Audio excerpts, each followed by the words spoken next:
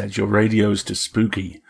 Then crank the dial all the way past that into full-on blood-soaked screaming horror. Welcome to PseudoPod. PseudoPod, episode 971, April 11th, 2025. This week's story, Tree of the Forest 7 Bells Turns the World Round Midnight.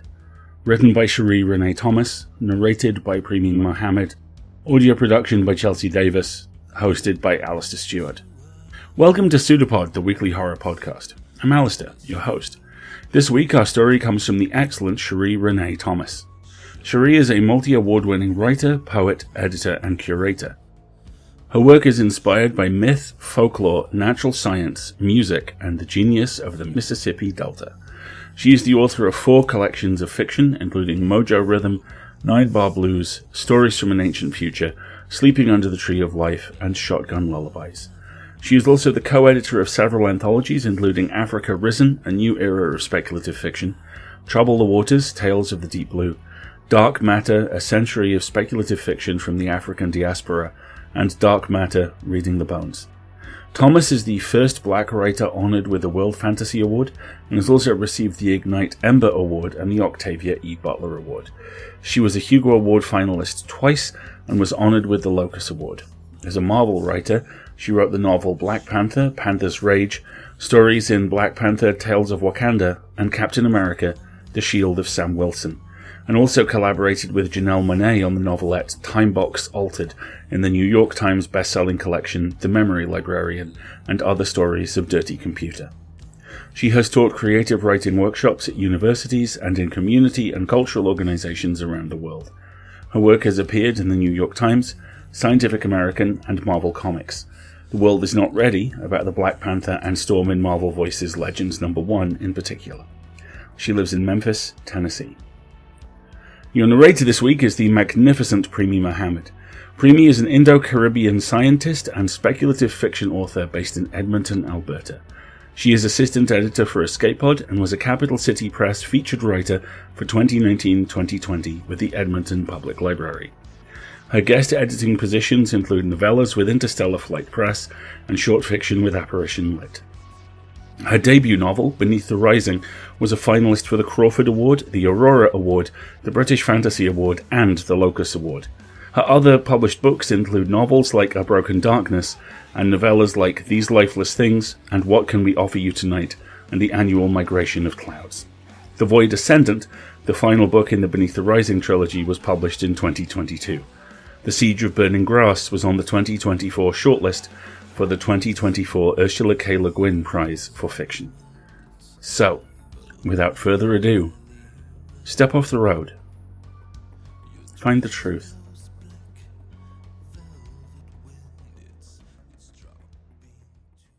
Tree of the Forest 7 Bells Turns the World Round Midnight by Cherie Renee Thomas.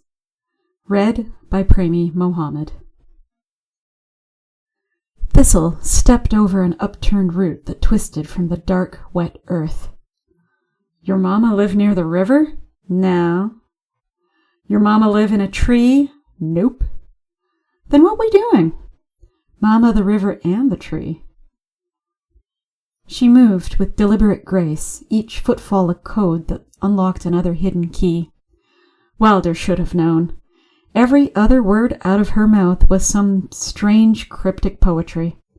She was more siren than sage, more whistle than song. In the few months they'd been hanging, he had gotten used to her magic woman guise. Bohemian bruja, wide-hipped hoodoo. Unlike the other women Wilder tried to lay with, Thistle felt sincere. At least she was original. Most other relationships Wilder had had all ended the way he felt now, lost. With the others, he would soon lose interest, or they would, tossing him back on the street, the fascination over before it had begun. Then he'd be off, duffel bag in hand, looking for cover. To Wilder, everyone worked so hard to be just like the next. What was the challenge in that? Thistle stood with her back to him, all curve and joy, a plum-skinned promise of delight. He tried to follow her, but his feet wouldn't move. With each step forward, he kept stumbling backward, as if his body needed to withdraw every footstep, to retrace their path under that lone glimmering star. His car was locked and parked way down the road that flanked high above the river. If he hadn't been with Thistle, he never would have seen the trail. What I'm trying to understand is why we got to come see her in the pitch damn night. He held himself steady, grabbed hold of a tender birch tree. All he saw was branches and limbs and more wobbly trees. Bark fell away from his hands in flakes, fluttered to the damp ground like layers of skin. I'm cool with meeting your family, but why can't we go to Piccadilly or the China Inn? Don't your mama like buffet? That's what normal folks do. Thistle turned her head, hesitated.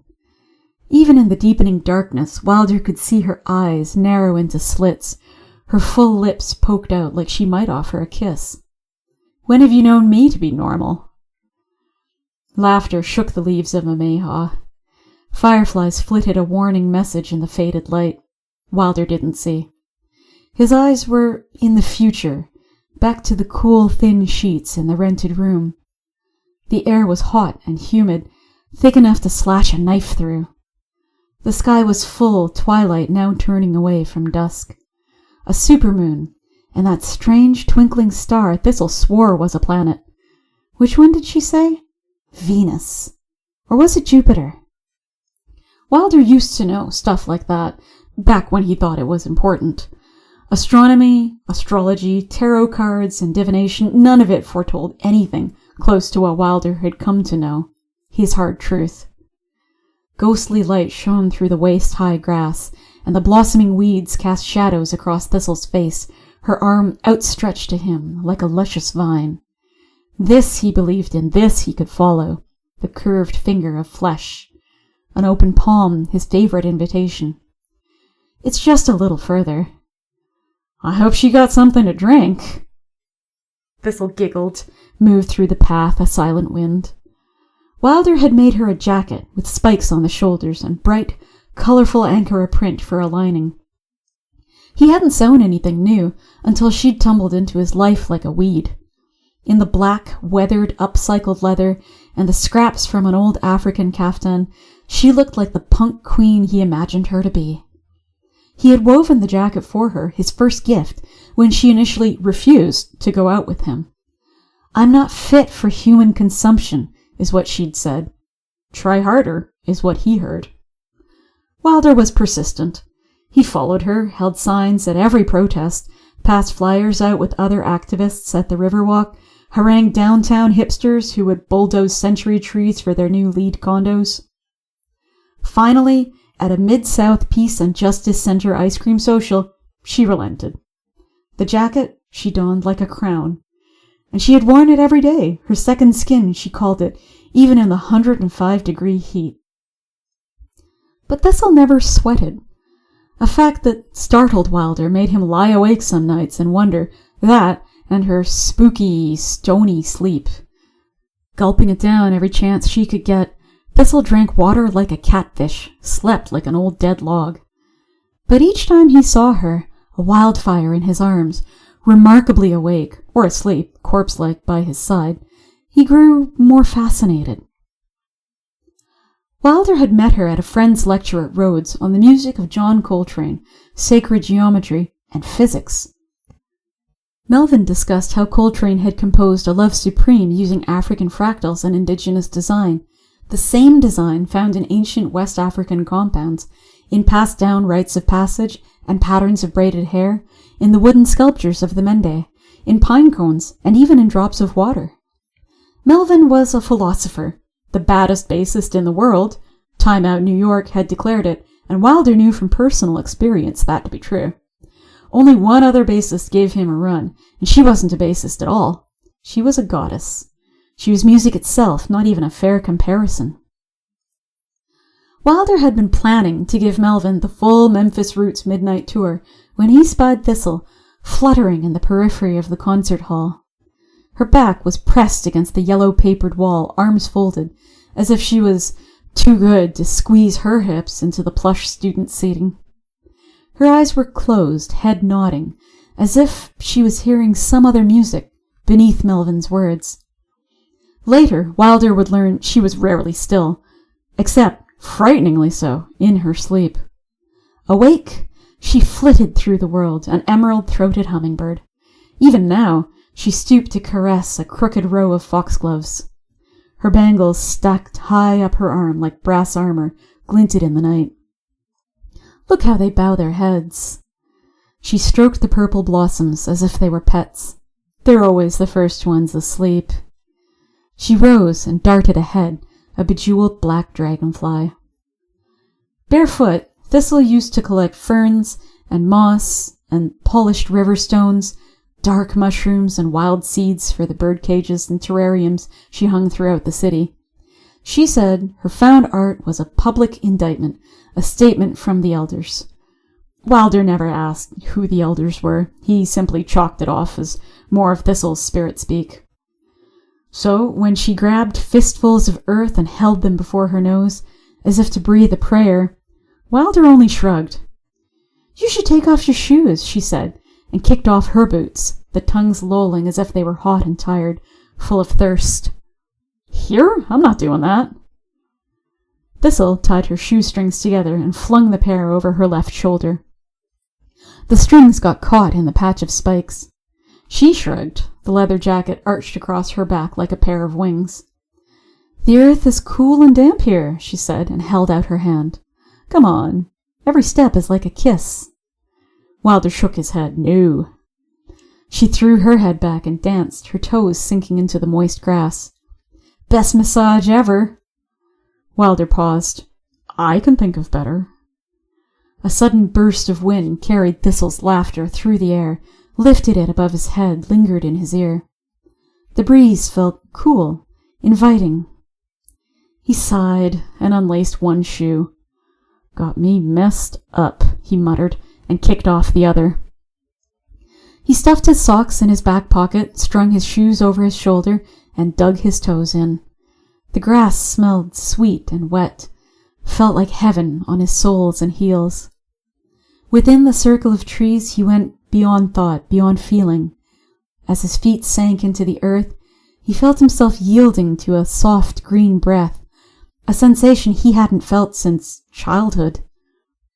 He stood there, eyes closed, remembered what it felt like to run barefoot without worry, without fear. A deep presence filled the space around him, within him.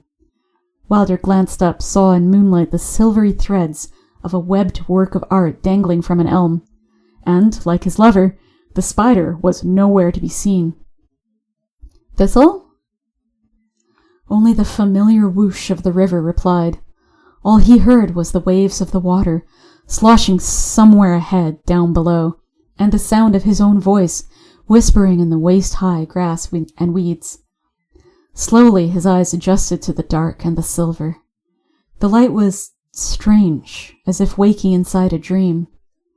Wilder followed the crush of green where Thistle's hips had slashed through the ferny veil. Her footsteps led him inward, deeper into the night where he didn't want to go. He walked in slow, plodding steps at first, searching for Thistle's trail, but each time he moved, he felt the air move behind him, only to turn and find no one there. Uneasy, Wilder moved faster, twisting through the rambling path, fighting the woods. He ducked beneath branches, cursing as he worked to untangle them from his hair. Instead of thinning out, the trees grew thicker, all around. Wilder didn't like it here, the way the ground sucked at his feet, gentle at first, but more insistent with each step, as if the land was hungry. He stopped. That was how she looked. Hungry. Those nights when he would wake, the room suddenly filled with the weight of a presence that made him turn over, only to find Thistle lying flat on her back, hands at her side, still and cold, eyes flung wide open, mouth parted. "How does it feel?" he had asked once, when the sun had risen and she moved, thankfully, once again part of the living. "Like I woke up dead." Wilder remembered frowning until she kissed him. "It's like my mind is awake, but this body is not." Thistle often spoke of herself as if she was not part of herself, as if every day was an out-of-body experience, and Wilder was her witness. "Like you're trapped?" he'd asked. "No, like I'm finally free." Her arms were wrapped around his throat, his head resting in her hands. She was curled beneath him, their legs entwined, her breath like peppermint and lemongrass, sweet herbal spice. "But your eyes are open, and you look... What?" She stared as if to dare him. Wilder had searched for another word to describe what he could not say. Dangerous is how she looked, feral. But what he whispered then was terrified. Thistle raised one brow, rubbed her knee. "Sleep paralysis, common enough. I've had it all my life. It's like the body is paralyzed and your mind is still awake. REM atonia, when your brain awakens and your eyes start to open, you become alert, conscious." Sitting cross-legged on the rumpled sheets, she gulped noisily from a glass of water, then pressed a cool fingertip at Wilder's temple. "But then, you realize you can't move, you can't speak, and you feel a weight pressing down on you, on your chest, and you feel like you can't breathe, you can't... That's fucked up." Her tongue darted out, licked the tip of his nose. "It's merely a question of transitions. The brain and the body, the spirit and the mind, move all the time, between state to state. Sometimes you're just caught in between. If I had to sleep like you, I think I'd just skip sleep. I don't sleep. I wait." But she didn't wait. She'd left him creeped out alone in the damned woods. And she didn't sleep. She didn't sweat. And when she did sleep, she looked wide awake, dead, thirsty, hungry. The last few weeks, she had given up her normal diet of vegetables, fresh fruit, and nuts. What happened to the kale? She had only shrugged. Wilder was relieved. It was as if his whole body was starving, and all he needed was to nibble on one bit of bacon for release. He hated pretending, acting as if he was into all that vegan stuff. He had done worse for less. Hunger was something he'd gotten used to. A dull ache until he did some odd jobs or found a steady gig or another cool sheeted bed to lie in. With Thistle's new appetite, Wilder ate heartily, satisfied. He collected every meat recipe he could remember and watched as Thistle sat eating strip after strip of barely cooked meat, mostly seafood, from the river that she caught herself, and piles of freshwater mussels with garlic and butter and white wine sauce. Thistle was in a good mood these days, almost giddy, and she slept, if you could call it that, less and less. Wilder had started to think that this was one time it would be all right, until she had insisted it was time for her mother to meet him. Wilder stooped to scrape a pebble from between his toes and rose, wiping a streak of mud against his thigh. When he brushed his hair out of his eyes, he saw a circle of stones. Wilder frowned. It was as if the trees had hidden them. One minute there was a wall of green, the next a circle of stone.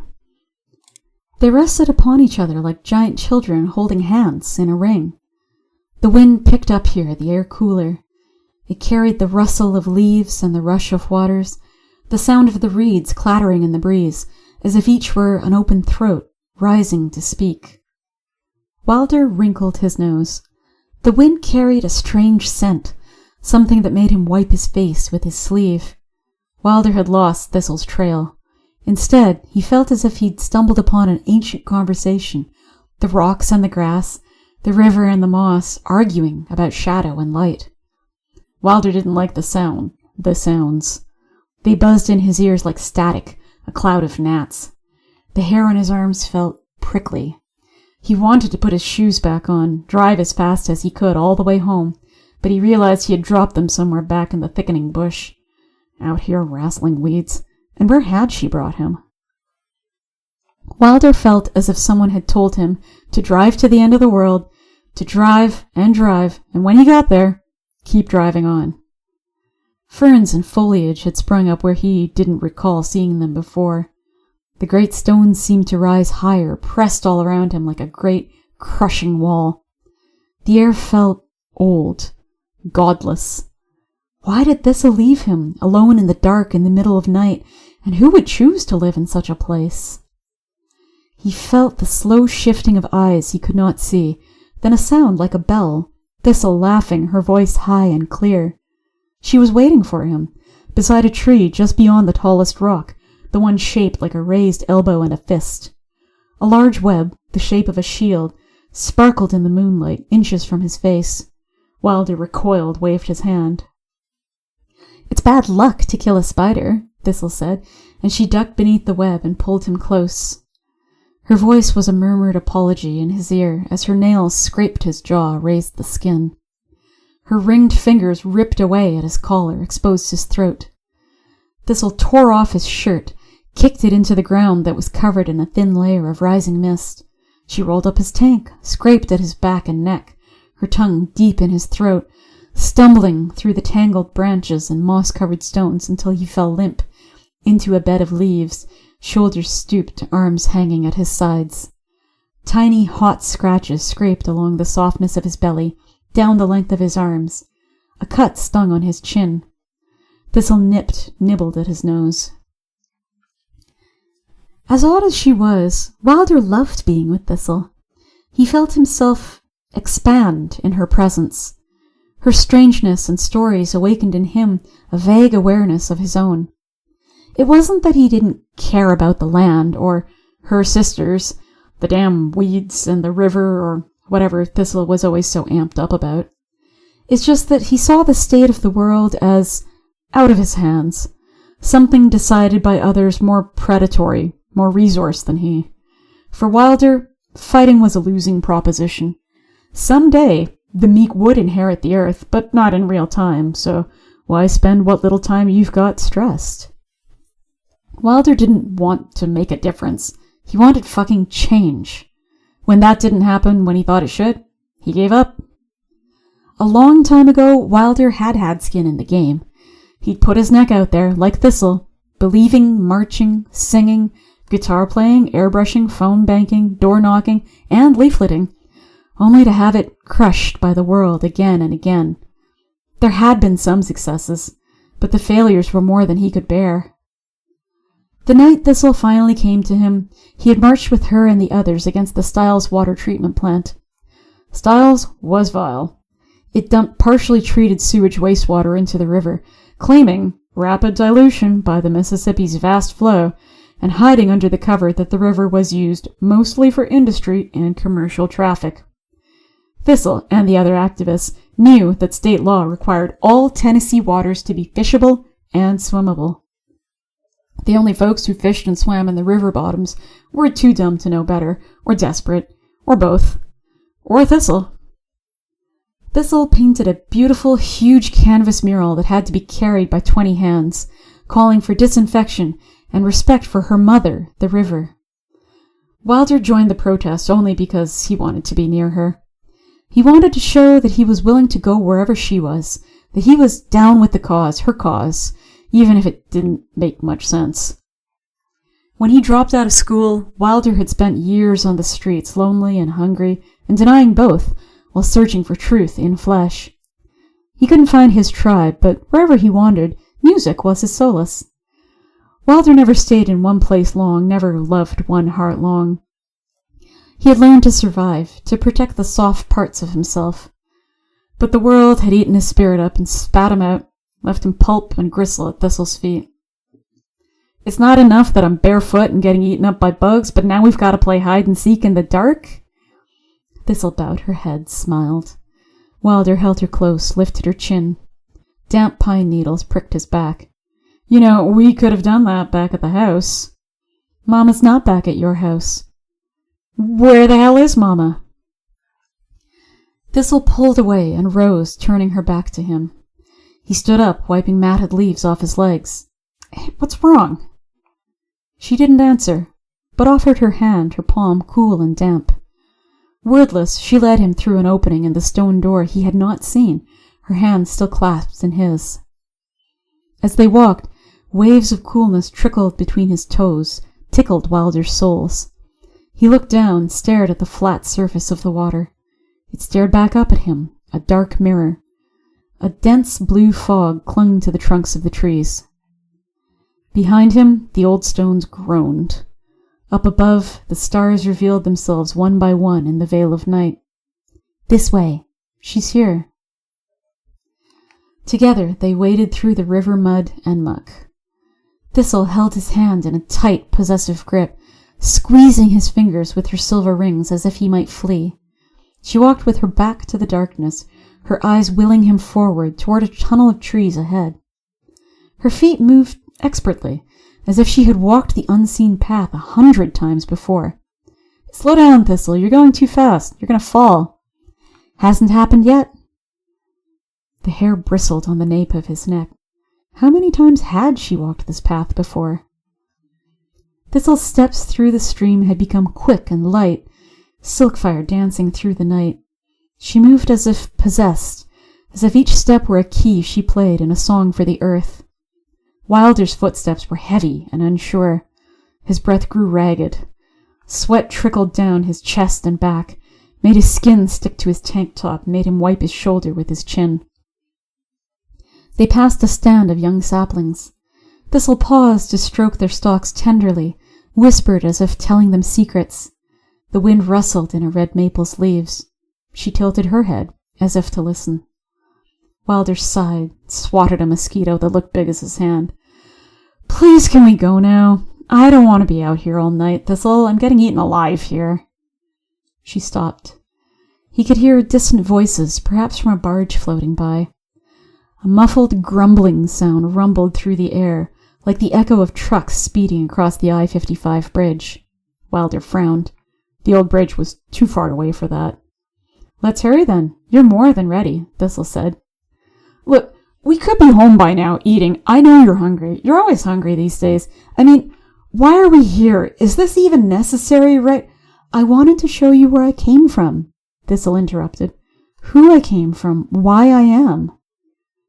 Wilder shuddered. His feet were cold.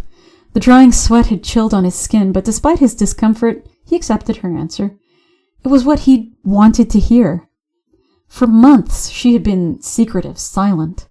If he hadn't seen her student ID, he never would have known that she had been working on her master's in bryology. Her thesis was on the role of moss in rejuvenating human-scarred land, healing poisoned waters. Ecological succession is what she'd called it. Every hour, the Mississippi River Delta is disappearing. One football field of wetlands vanishes at a time. Your levees have strangled it. Your channels and canals have allowed salt water and waste to poison it. Whole ecosystems are drowning in muck. You think moss and algae and shit can save it? He'd asked. She'd nodded. I do. Wilder had snorted. Thistle had sat back, watched him in silence. Maybe that was when it had changed. Her sleeping patterns, her eating, everything, even the way she looked at him, held him when they made love, before she drifted off into her pen-eyed sleep. Thistle claimed she already had a lifetime of degrees in environmental forestry and the science of trees, but moss was a new interest for her. The change of scale, she'd said, the smaller focus, enriched her life, changed her view. You have to expand your vision and make your spirit very small. I'm so used to being... Being what? He'd asked.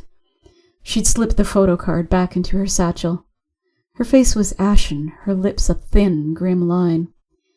Being rooted in everything.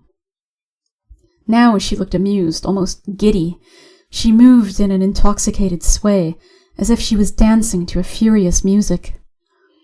Remember when you asked me about the others, the ones before you? Yeah, and you said to leave the past the past. She smiled.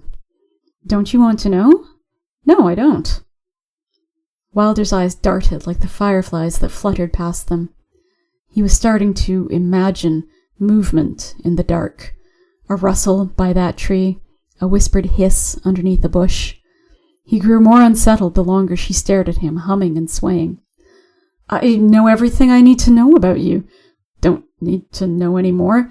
And besides, I've already met your mother. See? He said, and stomped his feet in the rising water that grew colder. The river. And here... He leaned against a gnarled, narrow black gum so twisted it almost looked bent. The tree. Pleased to meet you, Mama. Now can we go? Thistle shook her head.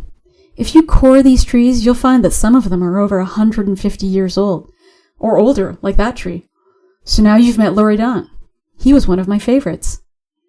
Wilder frowned. Favorite what?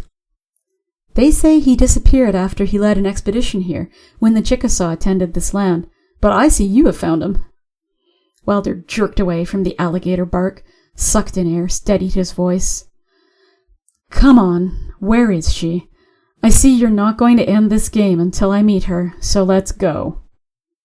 He marched ahead of Thistle, snatching at branches that leaned in his face, swatting at the high grass, cursing the weeds that created a wall around him. Why did he let her toss his good shirt? His white tank top wasn't much defense against the scratches and the bug bites. It glowed in the dark, making him look like a ghost slipping through the trees. The air was more fragrant here, dark and sweet, cloying. He could hear Thistle giggling behind him. She was practically singing now. There better be some fireball when I get there. Wilder would have kept marching and cussing if he hadn't fallen into the marsh. What the... Thistle? Thistle! It was as if the land had given up and the river had taken over. Wilder found himself knee-high in a black bowl of muddy, sludge-like water, but it wasn't the water that worried him. The moonlight reflected an image so uncanny that it made the inside of Wilder's scalp itch. Straight ahead, in the center of the circle, was a huge cypress tree. Its great, dark, tall plumes stabbed against the sky. Its trunk, or trunks, rose from the water in a huge, entwined knot, covered in green fungus. It appeared to combine at least 2 other trees. Huge tangled roots rose in and out of the water, like knobby knees, a great serpent's nest. The limbs were massive and coiled in the air like mighty arms. The bark around its base was smooth, save for a series of fire scars, as if someone had tried to burn it many times over. Standing in the shadow of this giant, Wilder felt as close to God or the devil as he had ever felt. Thistle stopped just short of the water, her face calm, her eyes shining in the light. Mama. The ground shook, rippled beneath them, and the triple tree seemed to bow in answer. This shouldn't be here. Wilder knew nothing like that grew in the area. Maybe a couple hours away in Mississippi, where the cypress trees in Humphreys County were some of the largest in the world, 97 feet around, 118 feet tall, the South's own sequoias. Or maybe down in Texas and Louisiana, but not down in the Delta, in the mouth of the river in West Tennessee. As if hearing his thoughts, the tree's great limbs bent forward, but Wilder did not feel any wind or breeze. Instead, the water around him began to warm and bubble. Water lilies with huge poppies bobbed and floated in the bubbling water. Wilder tried to back out, his voice lost in the rumbling of the strange tree, but something twisted around his ankles, held him in place. He screamed, fearing it was a snake, and reached into the water. Instead of scales, his fingers felt wet vines and scale-like leaves. He tried to rip the heavy vines off, his fingers digging into them. He yanked one and tossed it. It landed in the muddy pool with a splash, heavy as a walking stick. Wilder felt the air whirling behind him. He turned to see the triple tree's branches twisting like angry snakes. Wilder turned to run, but his legs were caught again in a nest of vines. They dug into his flesh, stung and burned him like fire ants. "This'll help me. Why are you just standing there?" She stared past him, at the great knotted tree, at the swirling waters. Then her eyes rested on him. "You could say," she said, "in my way I am helping you. This is one of the oldest, most sacred spots. Right now, you are in the intersection of the river and the tree. You are in the delta of civilizations, a place most dear to me, the place where I was born, where I am seen." Wilder flailed his arms in the water, legs rooted. "Listen, baby, I see you, and you are so beautiful to me. I just need you to help me right now. See if you can help pull me up. I'm tangled in these weird vines. Some kind of bad storm is coming, and I think that old tree is about to fall down." Wilder didn't like how she was looking. She was facing him, but her water-eddy eyes seemed to peer through him, focusing on something else. Wilder felt more wind at his back. The air filled with the rustling of leaves and needles, the sound of 100 cicadas, a humming, buzzing sound that rattled his ears, jarred his teeth. Thistle closed her eyes and nodded her head. She opened them, a peaceful smile on her face as she crouched before him. I like to believe in balance, in the natural order of things. I take from life, and I like to think that I'm giving life as well. She reached above him. Wilder gripped her arm. Thistle, please, he hissed. He leaned forward and stroked her cheek, his muddy fingers caressing her hair. I don't know what's happening, but I need you. You don't see me, she said. Even now, you never did. Thistle jerked out of his grip. A clump of black hair fell away in Wilder's hand. He stared, his breath shallow. Thistle, what's wrong? He whispered. He held the hair for a moment, then let it drop into the water. It floated like a feather. Are you sick? Why didn't you tell me? Is that why you wanted me to meet your mother? How long have you known? His mind was racing, panic spreading. If she had cancer, he thought he could deal. Maybe. He wanted to hold her, but he couldn't get out of the water. He was pulling with all his strength, and the vines that held him barely budged. Why did he have to find out like this? You're gonna have to try, baby, to pull me or go for help. I can't stay out here, not like this. Thistle's eyes were on the hair that still floated on the skin of water. Her hands flew to her scalp. Damn, she said. She held her hands up. Her nails were gone. She slipped her silver rings off and tossed them into the water next to Wilder. They sank with tiny little bubbles. The nail on her index finger dangled by a thread of cuticle. No blood, just dry, flaking skin. The air hummed again, a whispering sound like many rushing waters. I know, Mama, she whispered. I know. This'll stop it! Sickness and anger rose to his throat. Your nails are falling off. You're falling apart. And you're talking crazy. He swallowed, covered his mouth with a muddy fist, lowered his voice. What kind of cancer do you have? She frowned at him, stared.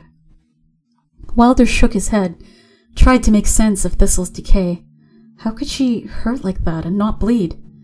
You wouldn't accept chemo, no matter what the doctor said, so that means you've been trying to fight it naturally this whole time? He closed his eyes. That's why you've been eating all that weird shit? But her hair fell out in his hand. He shook his head, confused. Baby, I'm so sorry. Why didn't you tell me? Wilder jerked and strained in the mud, trying to walk. He clawed at the sediment and silt, his legs struggling underwater. For a moment, he felt the vines loosen from his knees, then creep up his legs again, holding him still. The vines pricked and stung him more, held him tighter. Everywhere they touched him, his skin felt itchy and scaly, as if sunburned. His legs began to feel heavy, leaden. He tried to reach for Thistle, but her eyes looked different. They caught the silver light, giving her face an eerie, amber glow. Her skin was ashen, her cheeks hollow. Thistle stared in the space above his head, as if she hadn't heard anything he'd said. Wilder looked up to see one of the knotted tree's long, thick branches hovering above him. He froze. Thistle picked 7 bell-like yellow blossoms from the limb and held them in her open palms. An invitation. Wilder shook his head no, but Thistle kissed him, her mouth filled with tiny, razor-like teeth. He tried to pull back, but he felt sleepy. Her tongue was sweet, like honey and mead, and she held him as she always did, and whispered to him the songs that only she could sing, with words that only she remembered the meaning to. His eyes grew bleary, and he heard more than he ever had. The croak of the plump brown toad beneath an unfurled leaf, the jewel beetle scuttling across algae-covered bark, and the wind in the leaves, the many 100 leaves rustling above his head, and a chorus of crickets. Thistle smelled of maple syrup and buttermilk, of wet grass and rain-soaked walking sticks, of a wet stone covered by moss and babbling brook. Her eyes were too round, too full of silver and purple golden light. Her skin was riven by deep whorls and lines, as if it had been carved with a knife. When Thistle fed him the 7 bells, Wilder's mouth was still full with the taste of sweet nectar, but then the blossoms stung the inside of his jaw, and the tip of his tongue went numb. He stared at her, struggled to keep his thoughts clear, to make his lips and teeth form words. Only shallow gasps escaped, a jaw harp deflated, out of tune. Recognition clouded his eyes. Wilder's heart was brittle, ready to break. As the poison flowed through him, he felt the hum of a strange touch. Fallen roots blossomed in electric earth. He was being lifted, carried backward through the waters. "Don't struggle," Thistle called to him. "Mama just wants to meet you." As the vines covered him, the limbs pulling him closer to the great tree's bosom, Wilder felt pieces of himself, like pieces of dusk, fall apart and be gathered in the bark and dirt. Thistle was naked. Now he could see her, a body no longer woman, but willowy tree. Her bright, round forehead shone in the moonlight. Her skin was tattooed with the whorls and swirling textures found on old-growth trees. Snails and mussels clung to her legs. Flowering vines and green moss wrapped around her thighs. Wilder thought he saw blue mountains, perhaps galaxies, flowing in her ancient hair that now fell away in clumps like riverweed and algae at her feet. If he could move, he would have reached for her.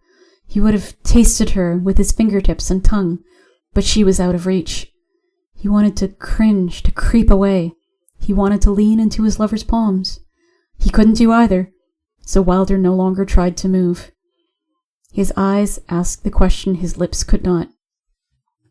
"People are the cancer," she said, as she flicked an emerald beetle from her shoulder and followed him into the muddy pit. "Not all of them, of course, but enough of the wrong ones to wreck the balance. The movement needs people with heart," she said. "Spirits committed to systemic solutions, long-game change," she said. "But that's not you, is it, Wilder? At least not yet." Wilder felt his breath grow short. Where each began, a tickling fire flowed through his blood. 7,000 songs surged from stones as Thistle walked over to him. In the ghostly light, she still looked almost human, beautiful. Wilder's ears hummed. Alarm, desire, and fear echoed in his temples, a competing heartbeat. She embraced him, smelled like the strange yellow blossoms. Thistle caressed his throat with a sandpaper tongue. The skin peeled off in gentle flakes like wet, dark bark. "I told you Mama would love you." Her voice was airy, a solemn fractal, whispery as the wind. Wilder craned his neck to reach for her. The fragrant pheromones released from the tree dulled his pain, mixed it with his hunger. Even in the face of his dwindling energy, the memory of life fading fast, desire welled inside him. However, Thistle had completely transformed. She was no longer recognizable, and he was no longer sure how he could love her, but he did. He remained still as a rock in a river of sound as Thistle and her mama pulled apart the disparate shreds of who he used to be.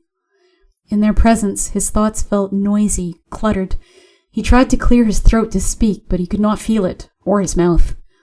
A gurgle and a rush of air escaped the hole where his throat and esophagus used to be. If he were a pipe, she could have played him.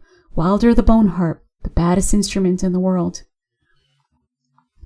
Thistle gently ran her fingers across his chest, then ripped his tank off. His eyes widened.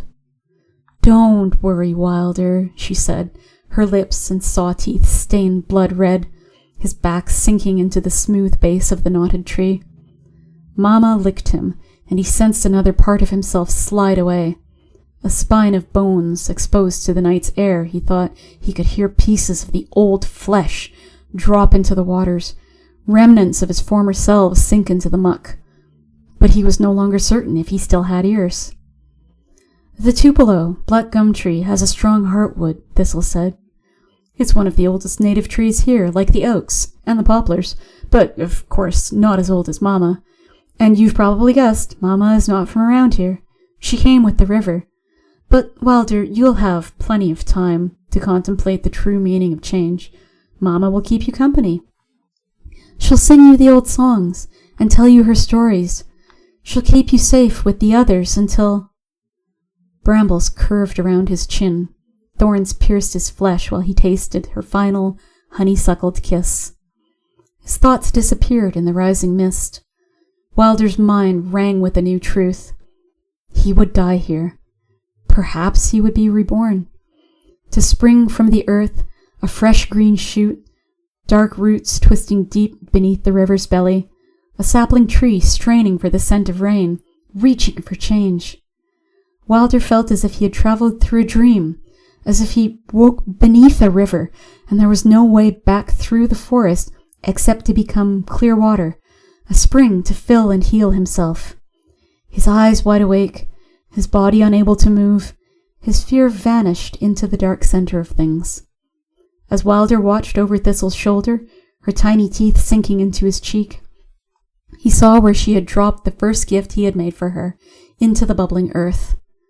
Muddy, watery fingers reached in languid waves to snatch the jacket up.